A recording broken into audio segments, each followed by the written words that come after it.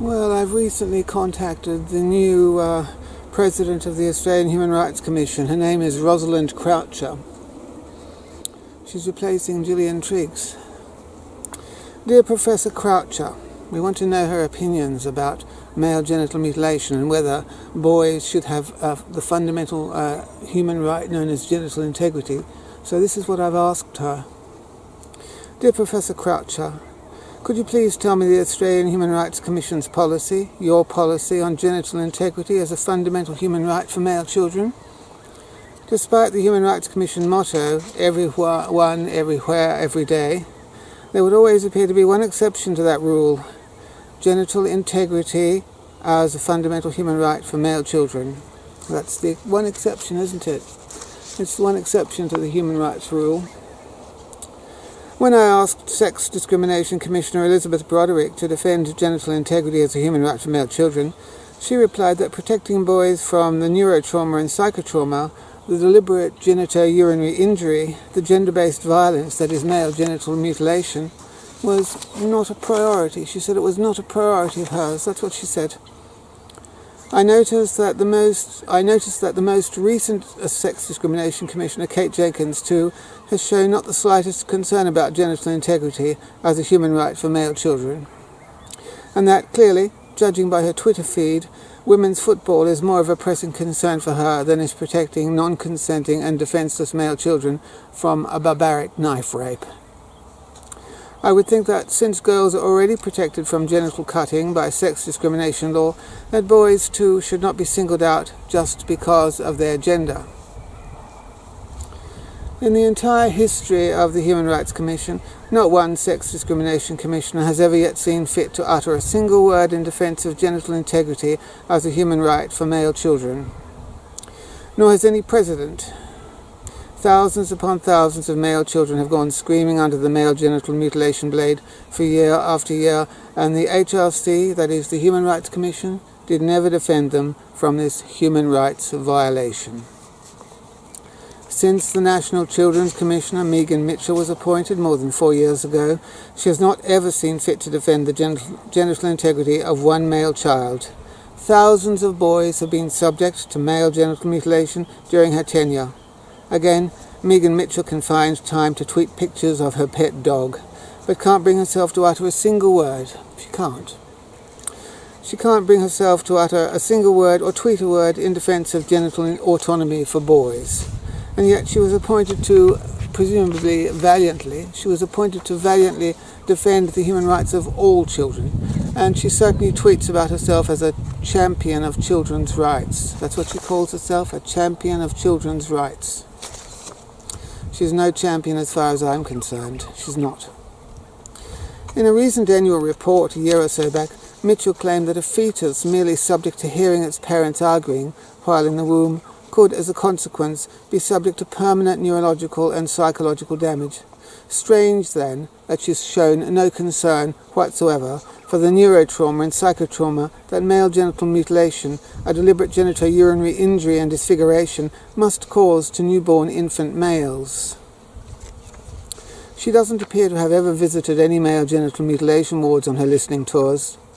No Sex Discrimination Commissioner either would appear to have ever attended male genital mutilations on their listening tours, or heard the screams of agony there. They don't hear the screams of agony at the Australian Human Rights Commission, they don't. They're blind, they're always deaf, and they always keep mum. They just won't defend boys. Gillian Triggs, that's the past president. Gillian Triggs described female circumcision as gender-based violence.